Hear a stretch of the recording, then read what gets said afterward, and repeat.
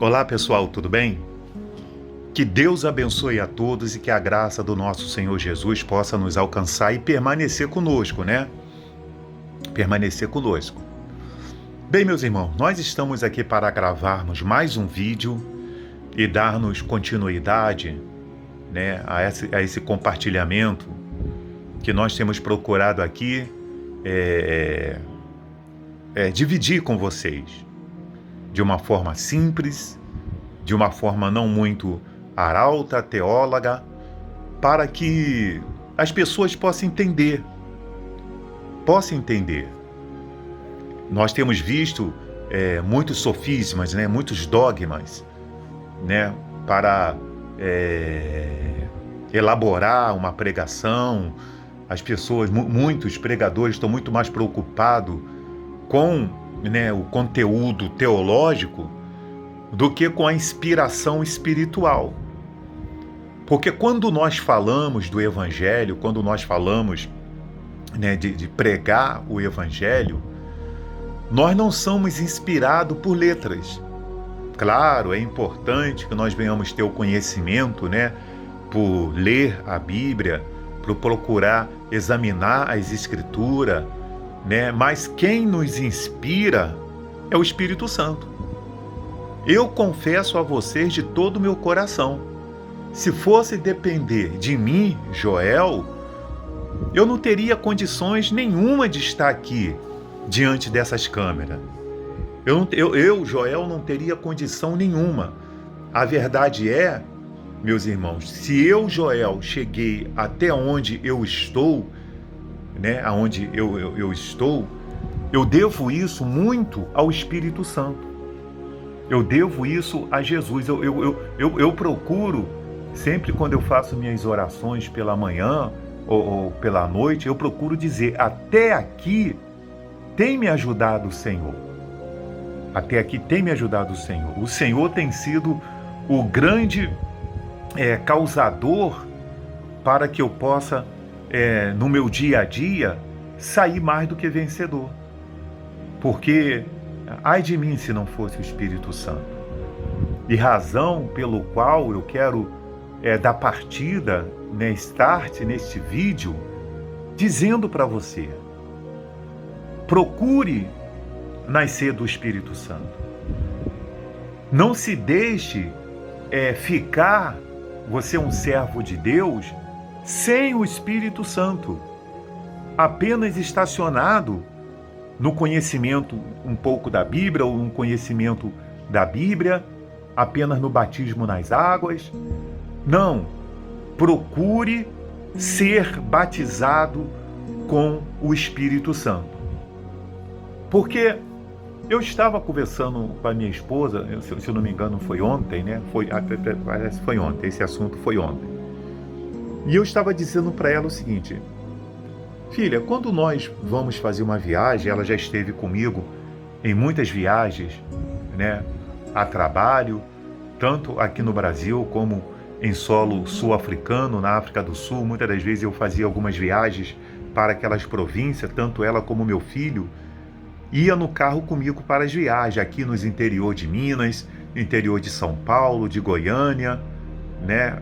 Eu estive, eles iam comigo em Goiás, em Tubiara, em Jataí, em muitos locais lá de Goiás, águas quentes, né? Caldas Novas, né? Caldas Novas, em Minas também, muitos lugares de Minas, ali no Vale do Paraíba, em Caraguatatuba, Ubatuba, Ilhabela, em Taubaté, Jacareí, em Minas, Varginha, Uberlândia, Uberaba, vários lugares do interior de São Paulo, São José dos Campos, São José do Rio Preto, vários lugares, né? Então eu dizia para ela, quando nós estávamos na estrada fazendo essas viagens, Rio-São Paulo, Rio Juiz de Fora, o que nós víamos? Placas de sinalizações. Existiam as placas de sinalizações nas estradas. E você tinha que entender o que eram aquelas setas. Você tinha que entender o que a faixa da pista estava dizendo. Quando a faixa da pista era contínua dos dois lados, quando a faixa da pista era picotada de um lado, era picotada do outro, você tinha que entender o que era aquilo. Mas o que nos fazia entender o que aquelas placas estavam dizendo? O que aquelas setas estavam dizendo? O que aqueles sinais estavam dizendo? Foi nós termos lido o livrinho, né, lá quando nós fizemos autoescola. Nós pegamos o livrinho, estudamos lá teoricamente as placas, né, para que nós tomássemos conhecimento que aquela placa, né, ela estava dizendo para mim curva acentuada, ela estava dizendo pista escorregadia, ela estava dizendo animais na estrada, ela estava dizendo esburacada, as setas dizia alguma coisa. E esses sinais, né, essas sinalizações, o que eles estão fazendo? Fazendo nos advertir para que nós possamos ter cautela, possamos ter precaução, para que não venhamos sofrer um acidente, uma tragédia. Diminua a velocidade, trecho 40, trecho 60, subida íngreme, descida. Então, as placas, né, aqueles sinais, é para nos fazer advertência. A mesma coisa, as luzes de sinalizações que aparecem no carro lá. Acendeu uma luz vermelha, você tem que entender que aquilo ali é uma advertência severa. Você tem que parar o carro para ver que luz é aquela, por que ela acendeu, se é um problema mais grave, se o carro ferveu, se é o freio. Você tem que ver o que é aquilo ali, para você não ter um acidente. Então, o que acontece quando nós falamos, né, da nossa salvação, desse evento que tem nos dias atual se acentuado a sua pregação, o seu alerta? Você veja que as igrejas que creem no arrebatamento da igreja, as igrejas que creem na volta de Jesus, creem no fim do mundo, vocês vejam que elas têm acentuado os homens de Deus que são pregadores, como nós. Assim, eu não tenho uma igreja física, eu não tenho uma placa de igreja, mas eu faço desse canal aqui a minha igreja, entendeu? Faço daqui a minha igreja. Então, os homens de Deus que creem nisso e que acreditam que esse evento vai acontecer, eles têm acentuado cada vez mais o alerta, a pregação. Por quê? Porque nós temos visto sinais. Nós temos visto sinais de que esse evento do arrebatamento, ele vai acontecer. Então nós temos feito as advertências. Mas é importante que você que nos acompanha, você leia a Bíblia. Pega a Bíblia e leia o Evangelho de Cristo, as epístolas, as cartas dos apóstolos. Leia a Bíblia. Eu gostaria de compartilhar com vocês o que está escrito no segundo livro de Tessalonicenses, capítulo 2, que a minha Bíblia aqui tem como título assim: A vinda do Senhor, a revelação da apostasia, o homem da iniquidade. Aí diz assim: irmãos, no que diz respeito à vinda de nosso Senhor Jesus Cristo e a nossa reunião com Ele, o que é a nossa reunião com Ele? O nosso encontro com Ele. Nós vos exortamos que não vos demovais da vossa mente. A palavra demovar significa remover, afastar.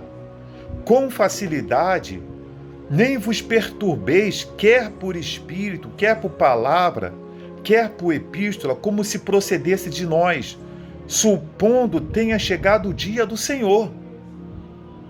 Ninguém de nenhum modo vos engane, porque isto não acontecerá sem que primeiro venha a apostasia e seja revelado o homem da iniquidade, o filho da perdição. Então, o que ele está nos revelando aqui? O que ele está nos fazendo a previsão aqui? Olha, pessoal, não deixe que ninguém vos engane a respeito do dia do Senhor. Você veja, meus irmãos, quando eu fico muitas das vezes passando aqui no YouTube, né? Vendo aqui no YouTube os vídeos relacionados ao que nós também trazemos em pauta, eu vejo muitos pregadores preocupados em falar de sinais. Que é importante, tudo bem que a gente leve esse conhecimento às pessoas, mas o que nós temos que nos preocupar? Com os sinais ou estarmos preparados, prontos para quando acontecer nós estarmos dentro do plano da salvação? É importante eu saber que um dos sinais do tempo é que ninguém me engane, como diz lá o livro de Lucas 21, o livro de Mateus 24, né? Não se deixe enganar, inclusive foi o primeiro sinal que Jesus disse, não se deixe que ninguém vos engane, né? Rumores de guerra, né? Terremotos, né? Sinais no céu, epidemia, fomes em vários lugares, terremotos. É importante isso, nós temos conhecimento disso? Sim, mas o mais importante é eu estar pronto. Eu estar pronto, porque as previsões estão na Bíblia. As previsões, os sinais estão na Bíblia. Você veja, quando tem uma previsão do tempo, muitas das vezes pode ser que aconteça igual, menos a mais, muitas das vezes muda.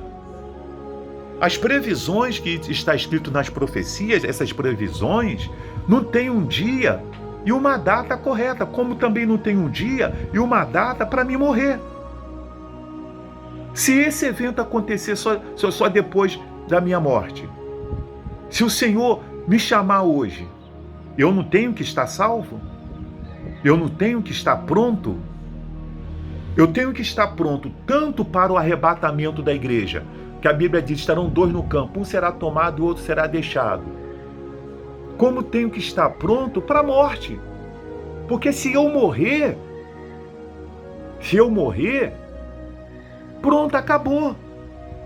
Eu tenho que estar salvo, a minha alma tem que estar garantida na salvação, na eternidade. Então ele diz aqui, diz aqui, que isso primeiro não venha, diz aqui, ninguém de nenhum modo vos engane, versículo 3 do capítulo 2 de 2 Tessalonicenses, porque isso não acontecerá sem que primeiro venha a apostasia. Paulo também disse no livro de Timóteo, capítulo 1 Timóteo, capítulo 4, ele diz, apostasia dos últimos tempos. Ora, o Espírito afirma expressamente que nos últimos tempos alguns apostatarão da fé por obedecer a espírito enganador e ensinos de demônios, pela hipocrisia dos que falam mentira e que têm cauterizado a própria consciência. Quer dizer, nós já vemos esta apostasia acontecendo no meio da igreja. Muitos se afastando da igreja. Muitos se afastando do evangelho, deturpando o evangelho com mentirinhas, com hipocrisias. Muita mistificação. Então ele diz, olha, não deixe que vos engane. Porque primeiro vai vir a apostasia, esse esfriamento que nós temos visto dentro das igrejas, esses escândalos que nós temos visto dentro das igrejas, é a igreja se levantando um contra o outro, como eu já falei aqui no vídeo anterior, isso que nós temos visto, das pessoas se afastar, as pessoas abandonar, a pessoa hoje está pregando no púlpito, é uma pessoa que está lá no púlpito, amanhã está fora, está adulterando, está prostituindo, voltando a fumar, voltando a traficar, voltando... essa sequência disso que nós temos visto, é apostasia, é afastar, é remover da mente, entendeu? O Evangelho de Cristo.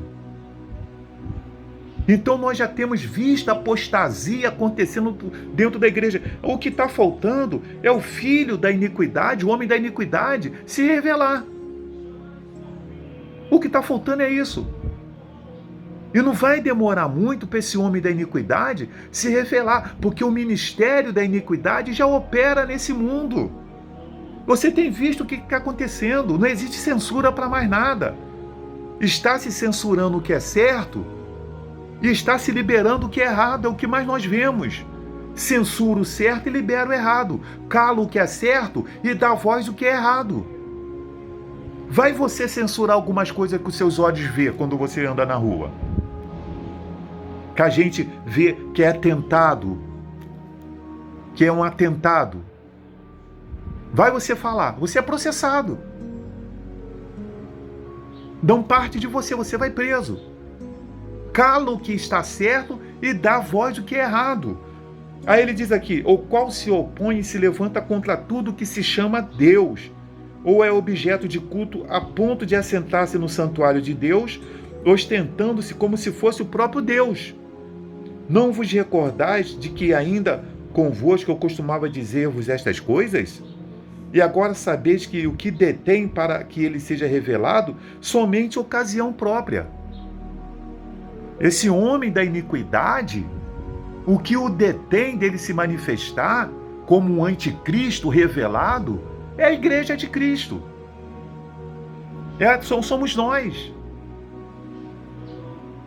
A igreja de Cristo nesse mundo, eu falava isso para minha esposa, foi hoje, a igreja de Cristo nesse mundo é tida como a protestante. Não como apoiador do pecado.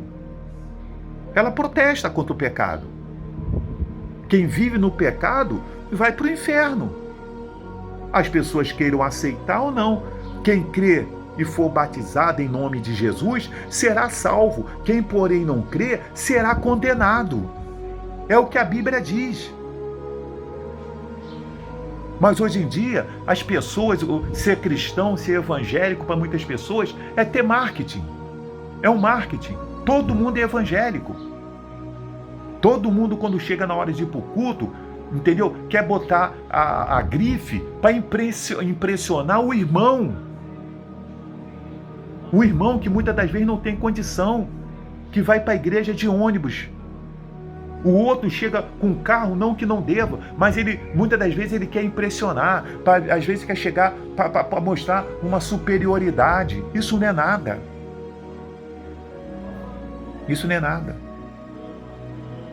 Deus não olha a aparência, Deus olha um coração compungido, um espírito quebrantado. É o que Deus procura em nós. Então, meus irmãos, o que eu quero aqui resumir para vocês? Que nós já vivemos apostasia.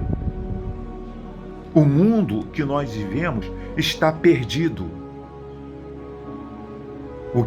O que Paulo disse lá em 2 Timóteo capítulo 3, dos males e as corrupções dos últimos dias, do caráter do homem, o multiplicar-se da iniquidade, os mais amigos dos prazeres que amigos de Deus.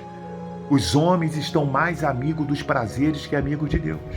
Não tem jeito. Ninguém respeita ninguém. Olha para o nosso país aí, uma bagunça. Os que deveriam ser exemplo de moralidade, de lealdade, são os maus exemplos, vestindo toga. Entendeu? O que eu vou fazer? Eu vou ficar aqui falando deles? Eu não vou perder meu tempo. Eu vou dizer para vocês, se preparem. Se preparem. Quem não aceitou Jesus, aceite Jesus como seu Salvador. Busque congregar uma igreja. Se batize nas águas. Compre uma Bíblia. Leia a Bíblia, examinai as Escrituras. Vai para a igreja com sede de buscar o Espírito Santo. Busque na sua casa. Consagre a sua vida. Abandone esse mundo. Vire as costas para esse mundo. Diminua a sua frequência em redes sociais, sua frequência em lugares que não edificam a sua vida espiritual, porque saiba de uma coisa: o arrebatamento da igreja vai acontecer. E muitos dos que não eram para ficar, vão ficar. E outra coisa, este mundo vai ter um fim. Que Deus abençoe a todos e até o próximo vídeo.